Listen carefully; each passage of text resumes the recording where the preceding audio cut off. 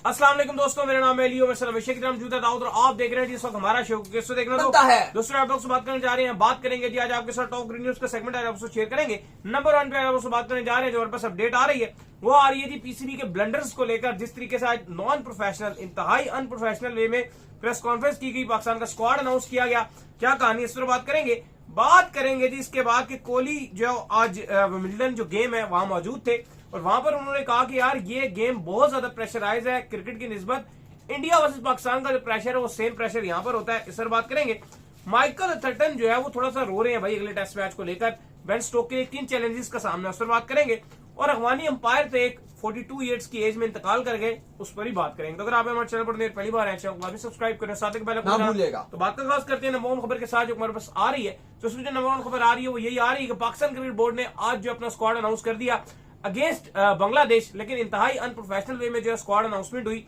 ना ही कोई सिलेक्टर आया स्क्वाड अनाउंस करने, ना ही कोई कोच आया स्क्वाड अनाउंस करने, बस मिनिस्टर को जो है वो भेज दिया और मिनिस्टर साहब ने जो है वो सॉरी ये जो सीओ जो है सीओ साहब को जो है भेज दिया और सीओ साहब ने जो है वो आकर अपना स्क्वाड अनाउंस कर दिया। अच्छा, मेरे मुंह से मिनिस्टर क्यों निकल गया, मैं आपको इस चीज में भी एक और क्लैरिफिकेशन दे दूं। जो एक भाई साथ बैठे हुए थे वो पहले मिनिस्टर थे, याद है आपको? जो एक भाई जो पाकिस्तान के पीसीबी के मीडिया हेड है वो इससे पहले पंजाब के मिनिस्टर थे। बिल्कुल, पंजाब के जो उसके गवर्नर, बिल्कुल नहीं मिनिस्टर थे, कम्युनिकेशन के मिनिस्टर रहे हैं और अब वो पीसीबी में एडवाइजरी भी हैं, मीडिया डायरेक्टर भी हैं। देखिए, लेकिन आज पाकिस्तान का बांग्लादेश का स्क्वाड अनाउंस किया। बाबर रिजवान उसके अंदर नहीं थे, सबको पता था।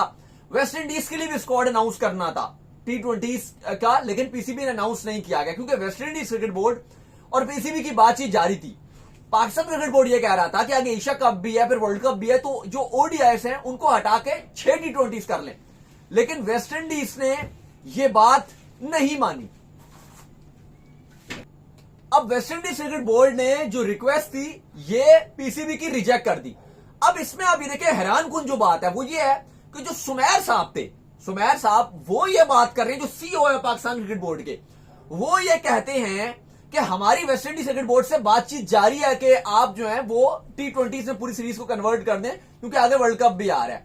और हैरान कुन तौर पे शायद उनको पता नहीं है, ये हमारे लिए बड़ी एक अजीब सी बात थी और सबके लिए बड़ी अजीब बात है कि वेस्ट इंडीज क्रिकेट बोर्ड ने ऑलरेडी ना सिर्फ 4 दिन पहले पाकिस्तान वेस्ट इंडीज का शेड्यूल जारी कर दिया T20 और ओडीआईएस का, बल्कि टिकट्स भी सेल पे लगा दिए हैं। और टिकट्स के साथ जो उन्होंने ऑफर्स भी चलाई हुई है कि एक टिकट लो तो 2 मिलेंगे, अगर एक टिकट लोगे तो 50% डिस्काउंट, 3 लोगे तो पता नहीं कितने मिल जाएंगे टिकट्स। पूरे पैकेज बना के उन्होंने सेल्स लगाए हुए हैं। जो ब्रायन लारा क्रिकेट एकेडमी है वहां पे तीनों ओडीआईएस खेले जाएंगे, जबकि T20 है वो फ्लोरिडा होस्ट करेगा। तो अब या तो ये उनको पता नहीं है बात, फिर जिस तरह से उनसे सवाल किए गए उसके जवाबात भी ऐसा लग रहा था उनको पता ही नहीं है। क्योंकि देखो, ठीक है आप स्क्वाड अनाउंस करने आ गए, ठीक है आपका दिल था, आपने प्रेस कॉन्फ्रेंस करनी थी, आप आ जाते, लेकिन एटलीस्ट आप थोड़ी सी तैयारी करके आते। क्योंकि इससे आपने सिर्फ सोशल मीडिया में, टीवी में, अखबारों में हर जगह अपना मजाक उड़वाया है। क्योंकि आपसे जो सवाल किया जा रहा था आपको उसका आंसर नहीं आता था। आपसे सवाल पूछा क्या बाबर रिजवान नहीं है, तो उन्होंने कहा कि इनके मुतालिक जो है, जिनके मुतालिक बात हो रही है ना वो ओडीआई में होंगे। फिर जो वाइस कप्तान वेस्ट इंडीज का अगर आप देख लो तो वहां पर अगलों ने टिकट अनाउंस कर दिए हैं और हमारे भाई साहब पीसीबी वाले बैठ के कह रहे हैं अभी उनसे हमारी बात हो रही है शायद T20 में कन्वर्ट। और आप मुझे ये बताओ ना कि अब सिलेक्शन कमेटी से अब जो इन्होंने ड्रॉप किया, हसन अली को ड्रॉप कर दिया, वो बहुत शानदार फॉर्म में थे, लास्ट मैच में बेस्ट प्लेयर थे पूरी सीरीज के, उनको ड्रॉप कर दिया गया। अब उनका वो क्यों नहीं है उनका इनको जवाब ही नहीं पता। आप अगर आए हो, वैसे तो अगर आपको नहीं करना था तो आप अपने फेसबुक पेज पे और जो आप अपने डिफरेंट सोशल मीडिया है वहां पर आप अनाउंस कर देते हो, ट्विटर वगैरह पे वो आप कर देते जैसे आप करते हो, और बाकी जो मीडिया उसके लिए आप उसको व्हाट्सएप ग्रुप में डाल देते हो, प्रेस रिलीज जारी कर देते हो, अपनी वेबसाइट में डाल देते हो, उसी तरह से आप अनाउंस कर देते। प्रेस कॉन्फ्रेंस की जरूरत नहीं थी। और अगर प्रेस कॉन्फ्रेंस कर रहे हैं तो फिर जो मुतलका बंदा है जो उसका जवाब दे सकता है वो बैठे, जिसको पता ही नहीं है वो कैसे बैठ जाए।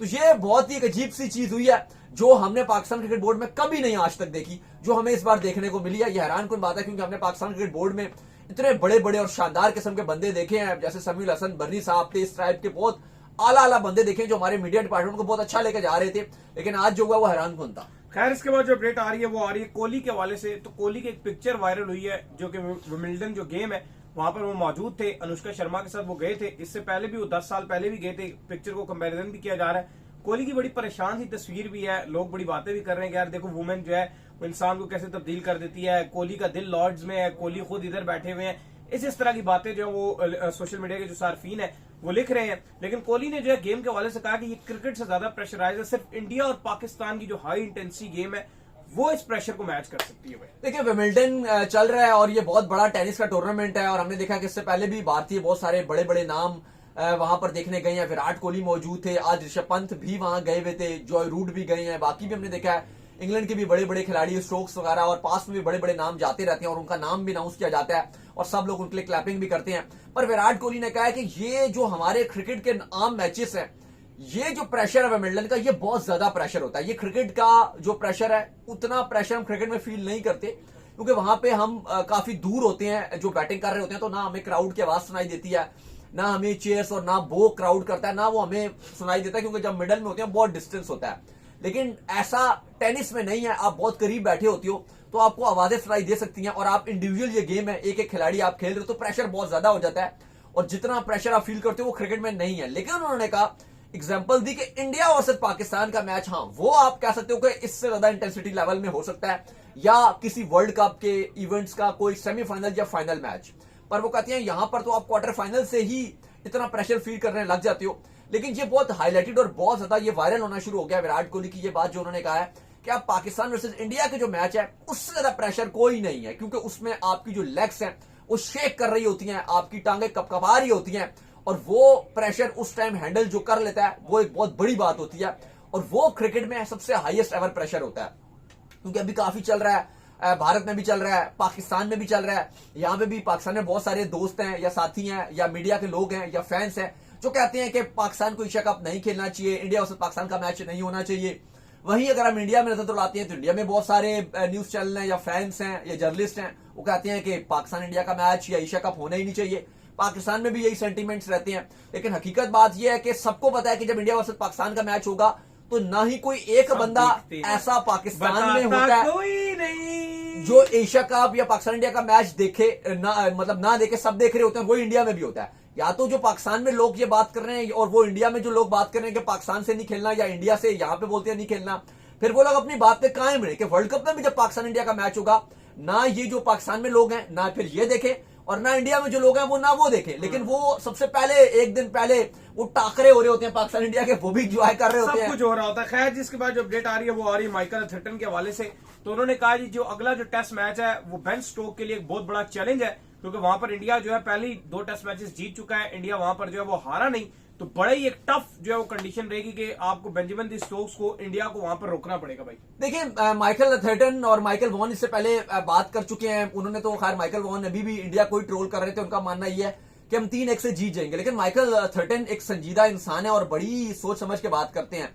उनका मानना यह है कि स्टोक्स के लिए यह सीरीज बहुत चैलेंजिंग होने वाली है, क्योंकि अगर लॉर्ड्स में भारत मार्का ले गया, और लॉर्ड्स का अगर आप देखो तो भारत ने 3 जीतें लॉर्ड्स में ली हैं, टोटल ओवरऑल इंडिया ने 3 जीते लिए हैं और जिसमें से लास्ट अगर आप 3 बार भारत ने जो लॉर्ड्स में खेला है उनमें से वो 2 बार जीते हैं और 1 बार वो हारे हैं। तो लॉर्ड्स में इंडिया का लास्ट 3 में से 2 मैचेस जीतना ये एक बताती है चीज के इंडिया का पलड़ा भारी है।